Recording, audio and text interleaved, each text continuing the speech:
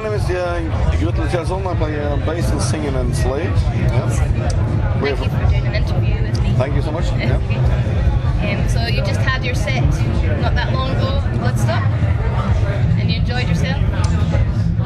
Yeah, we did. I mean, we had some problems. We playing in Czech Republic last night, and we were woke up at like 3:30.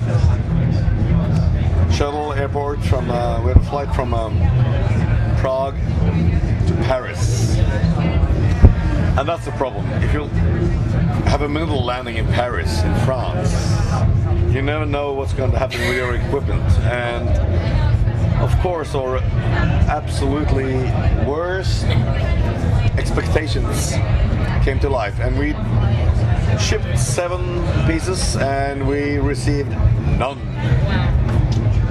That's typical France. I hate France. Fuck you, France.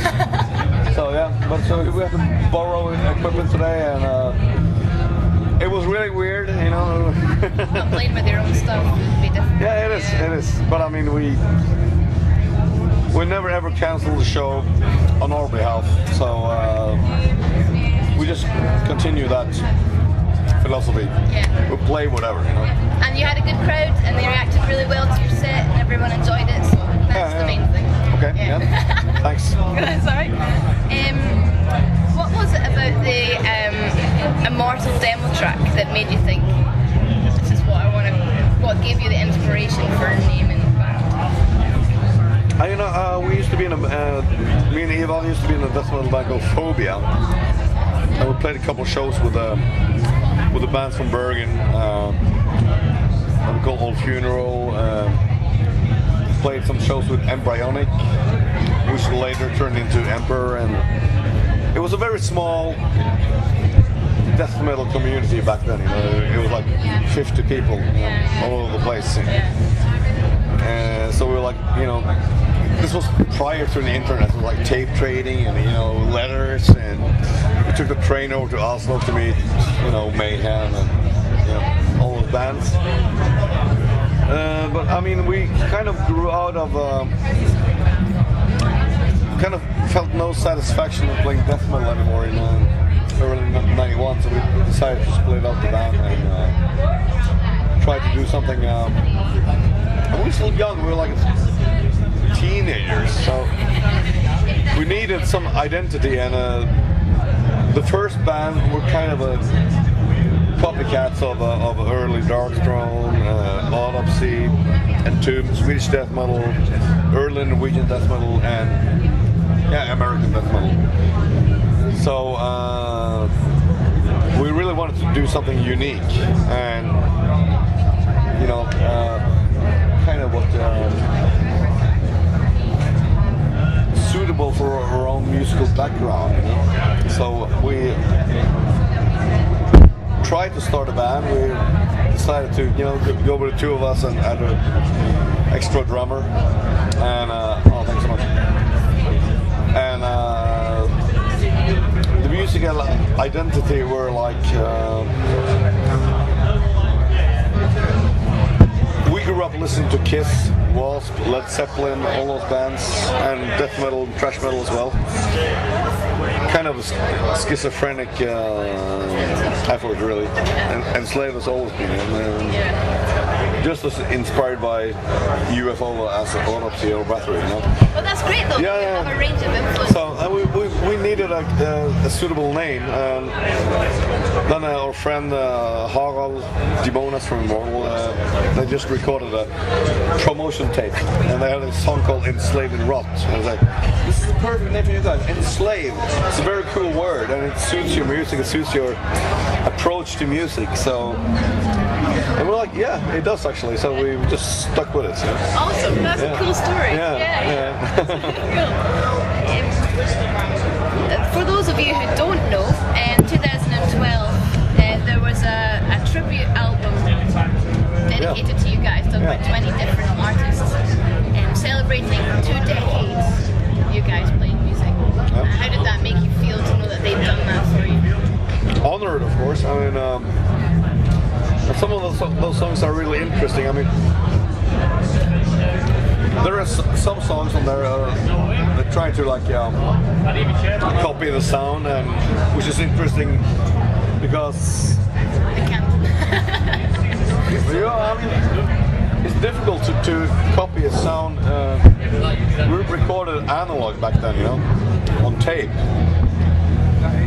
But I still think some of those bands that were doing like the true, back to basic cover, they were trying to remake that sound, and that was pretty interesting, because it's really not possible, But I think some of those bands succeeded, and then you have, of course,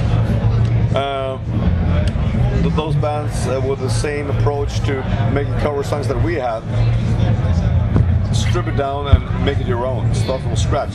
Use the riffs and change the arrangements. And that was pretty cool. I mean, and besides that, it is of course a huge honor to have like 20 bands playing cover and honor you for your inspiration and career. I mean, I would be a total asshole if I said, I don't care about that.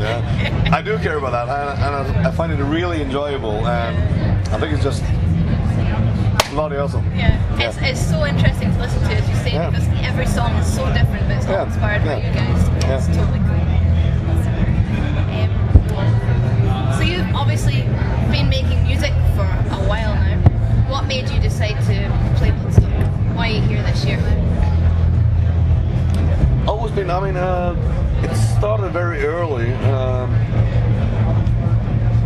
Maybe in the late 70s when I was a small kid. The thing is, Gene Simmons has always been a good businessman, and he, for some reason, we had like we got these small bags of candy on every Saturday as kids in Norway.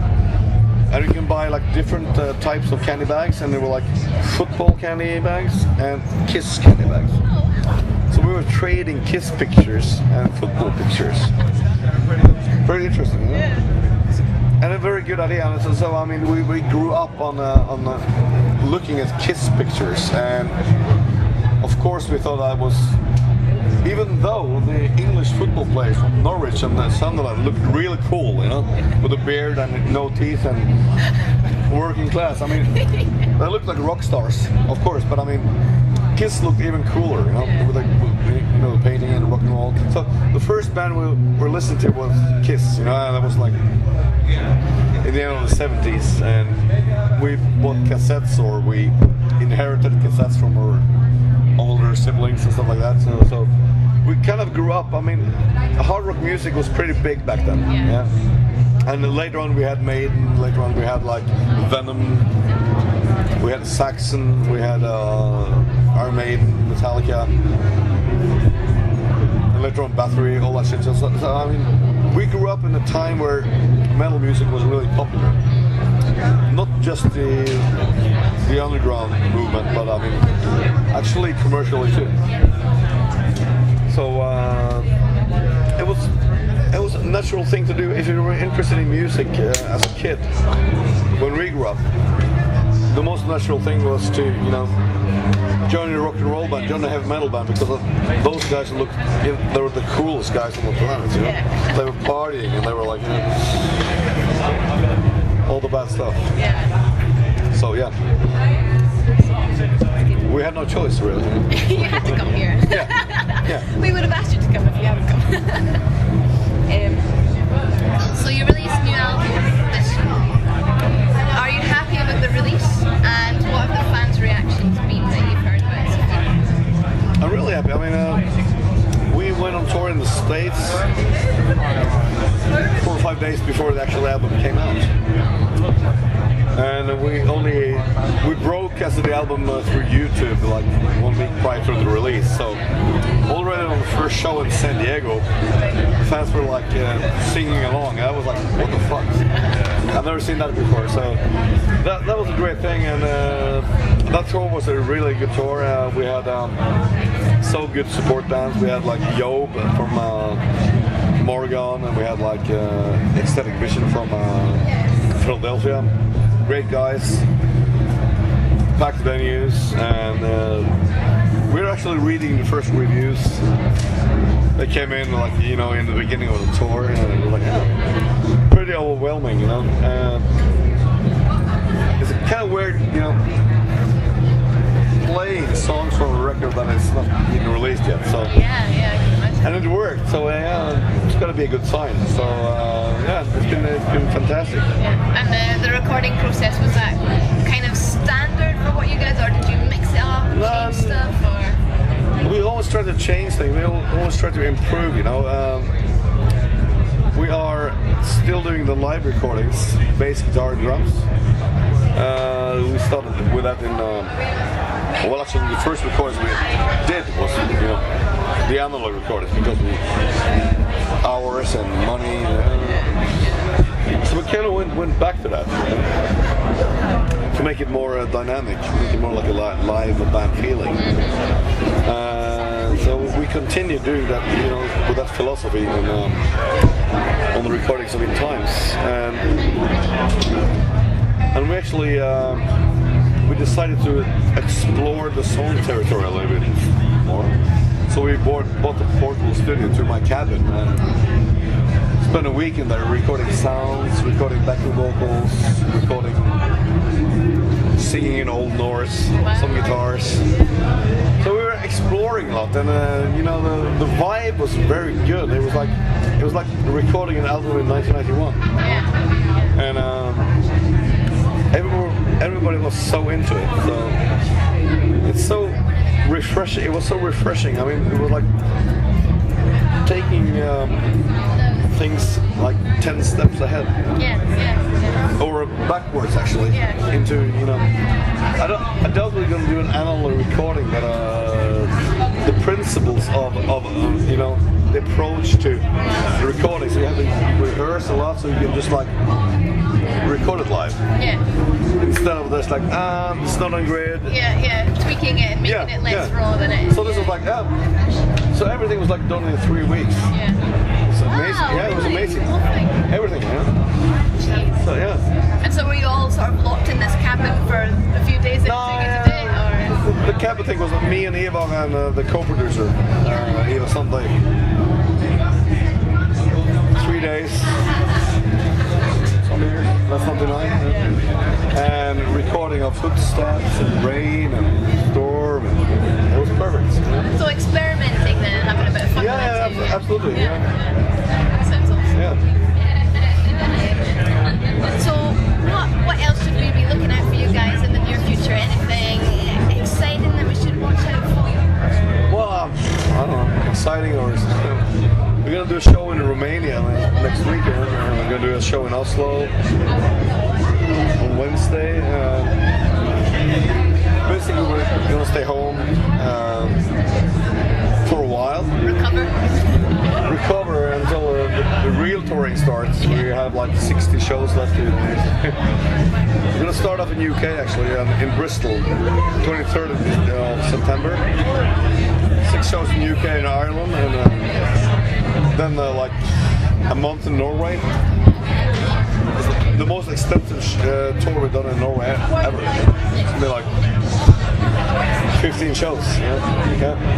And then back to the US, do like a full support tour, and I think it'll be back on the 23rd of December. 60 shows. At least. That's incredible. Yeah, it's just something. And everyone gets on with each other after 60 shows.